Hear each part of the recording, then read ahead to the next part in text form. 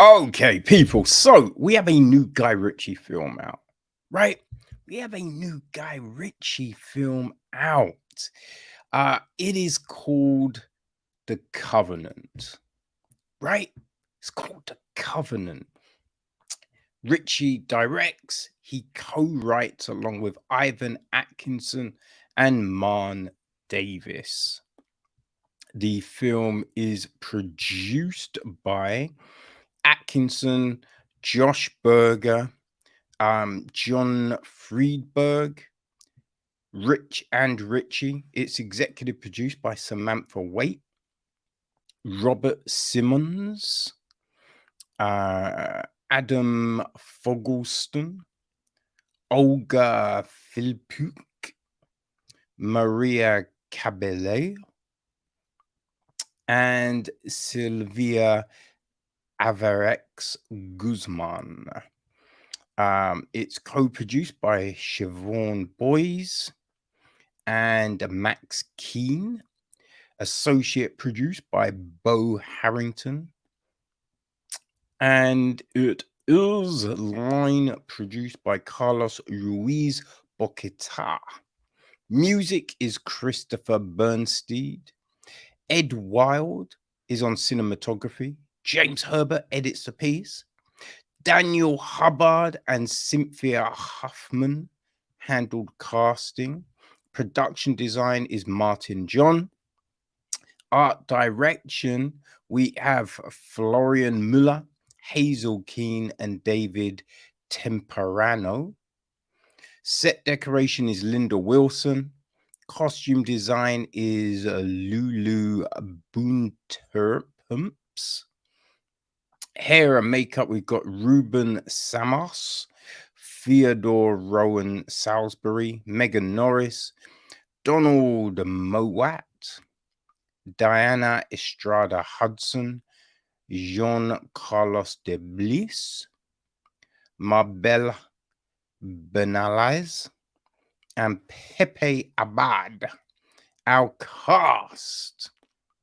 Well, people, we have got Jake Gyllenhaal as Master Sergeant John Kinley. We got Sean Sugar as Charlie Jizzy Crow. Jason Wong as Joshua J.J. Jong. Reese Yates as Tomcat Hancock. Christian Okoa Lavenina as Eduardo Chow Chow Lopez.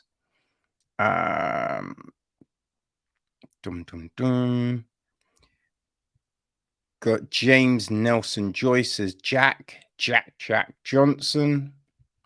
So they all served with Kingsley, Kinley,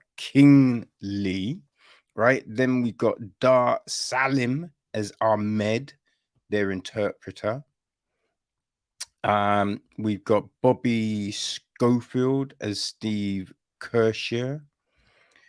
Emily Beecham as Caroline Kinley, right? Obviously, that's John's wife. I mean, actually, it could be his sister, but no, it's his wife.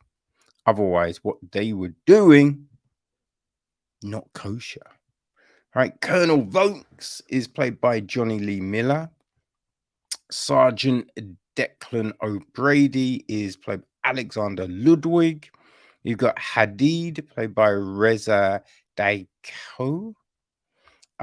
Desk Sergeant is played by Gary Anthony Stennett. Eddie Parker is played by Anthony Starr. Puya, played by Abbas Fassi. Hadi Karanjapur plays Idris. Farouk is played by Ash Golder. Kalan is played by Walid Shamali. Lashkar is played by Babrak Akbari. Fariba Sheikhan is Bazrari. I think that's Ahmad's wife.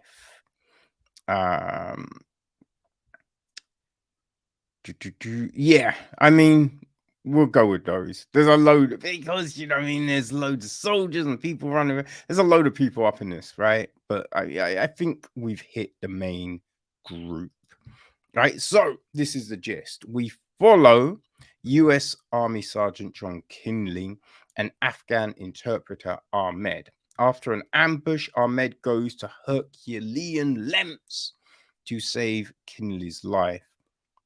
When Kinley learns that Ahmed and his family were not given safe passage to America as promised, he must repay his debt by returning to the war zone to retrieve them before the Taliban hunts them down first. So, listen, right now, I've looked at a lot of Ritchie films. You know what I mean? And of late, right, we had Wrath of Man and Operation Fortune, Rue de Gueux.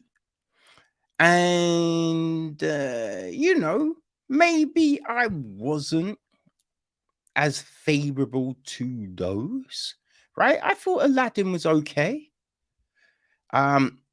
You know, the first Sherlock I really liked, Snatch, Lock, Stock, they were decent, right? But there's, you know, I think this is the thing. There's things you enjoy, things you don't enjoy. Not everything is for you.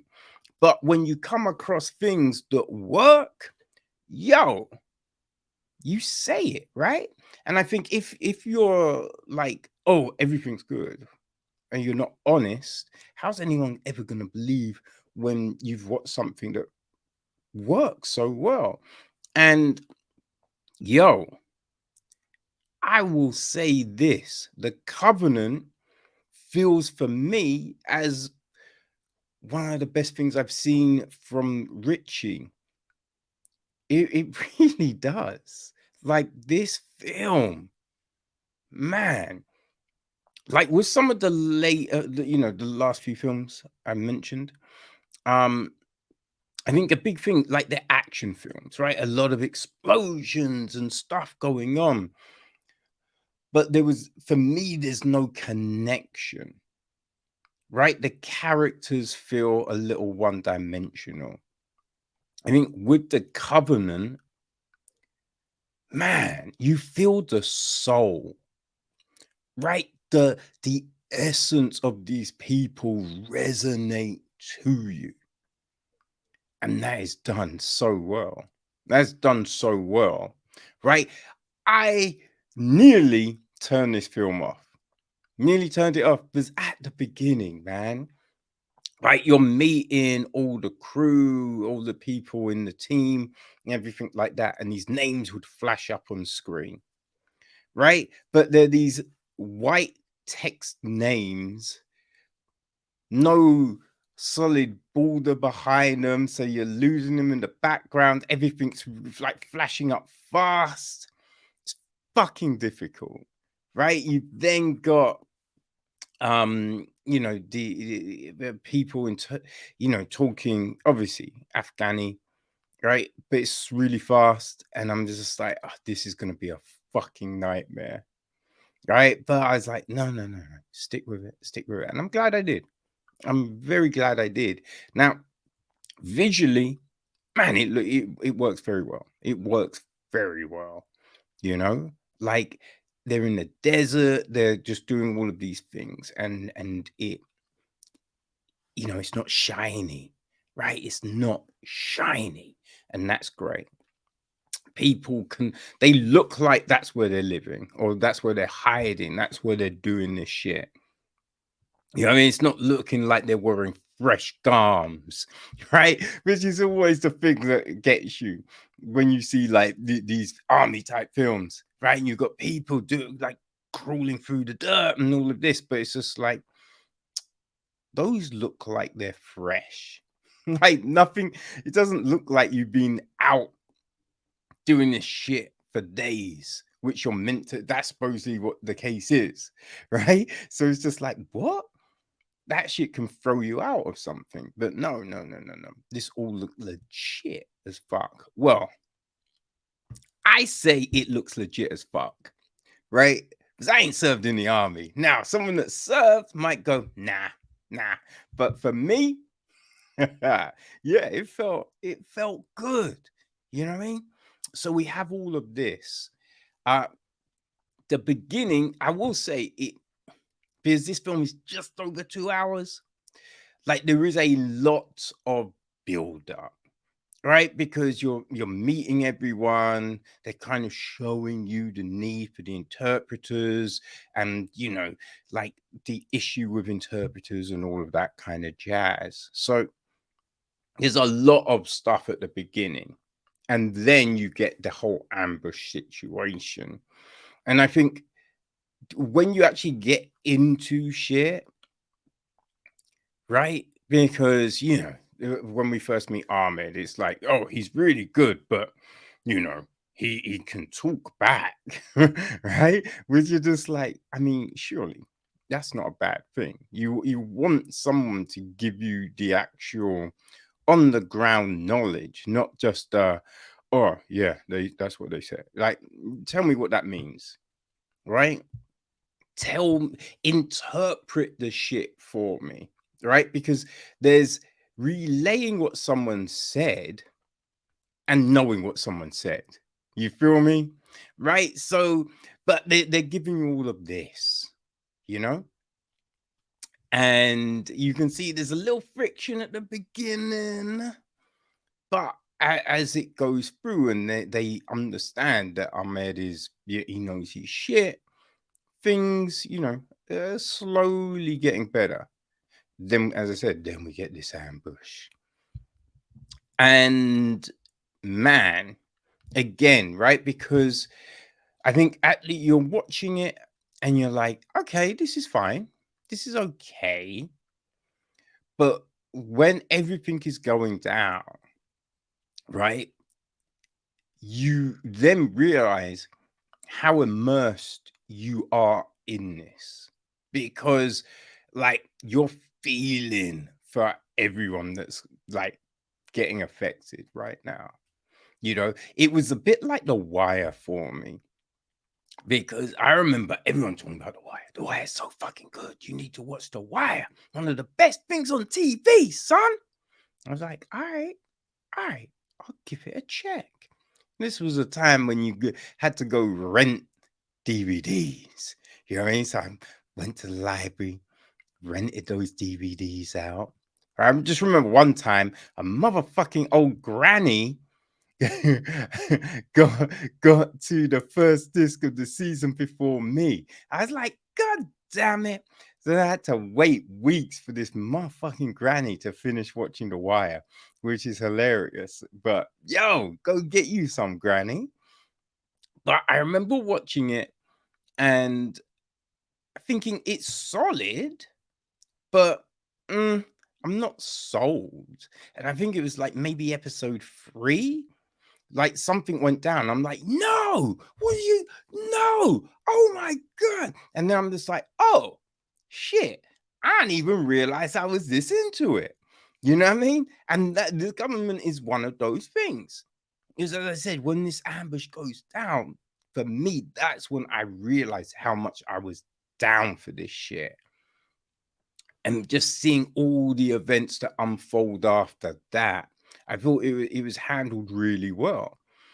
Right? You've got this musical bed that plays, and it wasn't one of those ones where it's just like, we are sad right now. This is sad music. No, no, no. Christopher Benstead, um, he's created this music that's kind of like, it plays throughout, and it's, oh man, it just kind of gets under your skin, right? Gets under your skin, and it kind of is pumping you up. It's just like, "Ugh." And it plays a lot. And I have to say, there's sometimes where I feel probably didn't need it, but there's when it works, yo, oh my, like there's a bit at the end on the carrier, and you just see these looks exchanged, and this music's playing, and then there's this nod, and you're just like, fuck, Yes. Yes. Oh man, it was good. It was good. But I think, you know what I mean? We've got some great actors in this. We've got some great fucking actors, some great performances. I mean, right? Jake Gyllenhaal, we know motherfucker can do his thing. We know he can do his thing, right? There's a superb moment with you know what I mean, wifey, with yeah, Caroline, Emily Beecham, and you know, she's talking to him, right? So back in the States, and he's like said, you know, the issue, and she gives him, she sees it, like goes over to him, and she said, gives him this little talk, and you're just like, oh shit. Oh man, that's a talk, right? That's what you want. Because they could have played it so many different ways, but it just felt like this great moment. This great moment. And it's nice to see, you know what I mean, the wife get that moment. Because usually, you know what I mean, they'd be this bit player.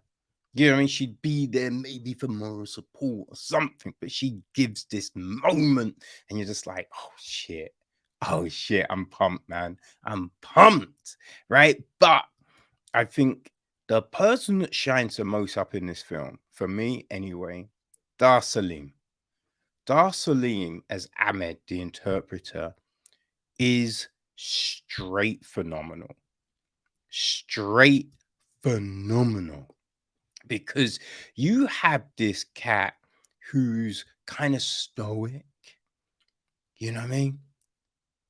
A little, you know what I mean? Like it's clear he's just like, yo, I know my shit, and I'm not gonna all this bullshit, right? I'm not doing that. I'm not kissing people's asses, but I'm gonna be respectful. But listen, respect the fact that I know my shit. So he's giving you that without saying it. And a lot of times there's these looks, right? These stoic looks, and this like, the emotion he's carrying, right? Especially when the scenes with his family. Man, a lot of the stuff with him is body language, it's facial expressions, and he kills it. He really fucking kills it because he gives you so much without having to verbalize it. And that's great. Like, that's great. You know what I mean?